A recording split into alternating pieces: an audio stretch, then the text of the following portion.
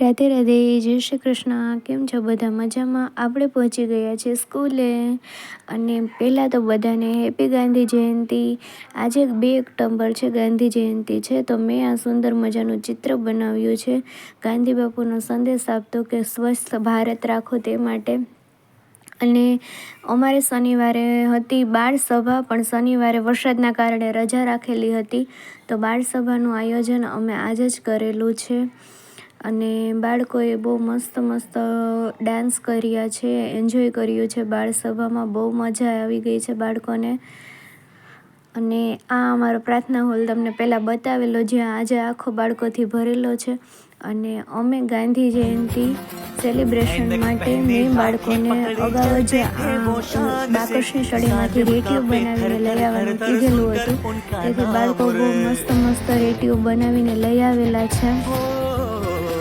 ને બાળકોને રેટીઓ શું તે ખબર જ ના હતી, પણ આ ચિત્ર બનાવવાથી એ બાળકોને ખબર પડી છે કે રેટીઓ શું હતું. કે જ્યારે ગાંધી બાપુ પહેલાં સાબરમતી આશ્રમમાં આવી રીતે રેટીઓ કાતરી અને રૂમાંથી દોરા બનાવી અને પછી તેનું કાપડ બનાવતા હતા.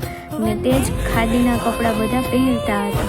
અને પછી સ્વચ્છ ભારત, કે ગાંધી બાપુએ સંદેશ આપેલો હતો કે સ્વચ્છ ભારત રાખવું, સ્વચ્છતા રાખવી, સ્વચ્છતા ત્યાં પ્રભુતા, તે સંદેશ આપેલો છે. અને આપણા વડાપ્રધાન શ્રી નરેન્દ્ર મોદીજીએ પણ ઘણા સંદેશો આપે છે કે સ્વચ્છતા રાખો.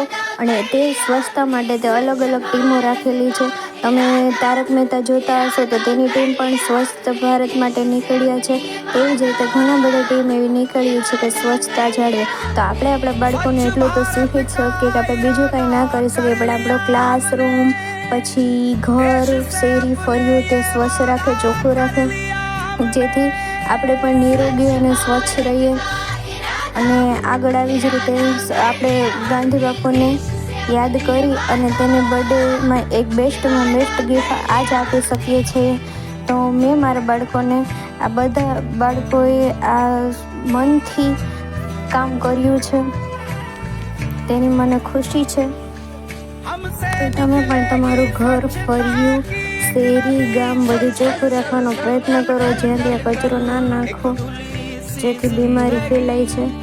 અને આપણે થોડુંક જાજુ તો ના કરી શકીએ, પણ આપણે આપણા ઘર પૂરતું તો કરી જ શકીએ છીએ, સફાઈ રાખી શકીએ છીએ, જેથી બાળકો નિરોગી રહે છે. અને મારા બાળકોએ જ ખૂબ સફાઈ કામ એન્જોય કર્યું છે. કોઈએ સાંગણી તો કોઈ પોતું, કોઈ ડસ્ટબિન લઈ અને કામે લાગી ગયા છે. આજે અમને ખૂબ જ મજા આવી છે. અને તમે પણ આવી જ તમારી સ્કૂલમાં કે પછી ઘરે પણ સ્વચ્છતા જાળવજો. સ્વચ્છતા માટે કોલેજોના બાળકો પણ એનએસએસનો કેમ્પ કરે છે. અને ગમે ત્યાં જે તમે ગિરનારની પરિક્રમા કરો છો ત્યાં કેટલો બધો કચરો કરીને આવો છો, તે પ્રકૃતિને કેટલું નુકસાન પહોંચાડે છે. તો તેના માટે એ બાળકો જાય છે તે સફાઈ કરવા માટે. તો આપણે એવું ના કરવું જોઈએ અને જ્યાં ત્યાં કચરો ન ફેંકવો જોઈએ. અને આજનો વ્લોગ તમને ગમ્યો હોય તો લાઈક કરી દેજો, શેર કરી દેજો અને સબસ્ક્રાઈબ કરી દેજો. રાધે રાધે, જય શ્રી કૃષ્ણ.